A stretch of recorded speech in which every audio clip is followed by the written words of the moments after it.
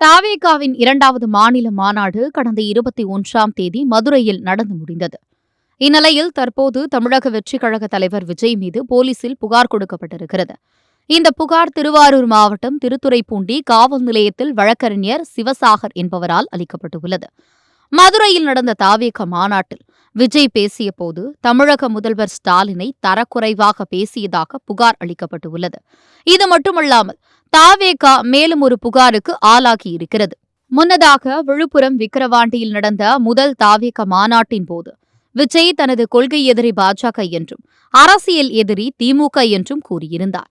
அது மட்டுமல்லாமல் தவேகாவுடன் கூட்டணிக்கு இணங்கும் கட்சிகளுக்கு ஆட்சி அதிகாரத்தில் பங்கு என்றும் அறிவித்தார். அந்த மாநாட்டிலேயே விஜய் திமுகவை கொடுமையாக விமர்சித்து பேசியிருந்தார். குறிப்பாக திமுகவை மன்னராட்சி என்று விமர்சித்தது கடும் அதிர்வலைகளை ஏற்படுத்தியது. அதனைத் தொடர்ந்து மதுரையில் தவேகாவின் 2ஆம் மாநில மாநாடு நடைபெற்றது.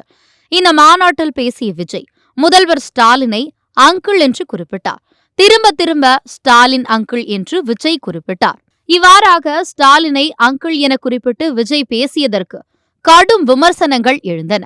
திமுக, அதிமுக, பாஜக உள்ளிட்ட கட்சிகளும் விஜயின் பேச்சுக்கு கண்டனங்கள் தெரிவித்தனர். இந்த நிலையில் ஸ்டாலினை தரக்குறைவாக பேசியதாக விஜய் மீது போலீசில் புகார் அளிக்கப்பட்டுள்ளது.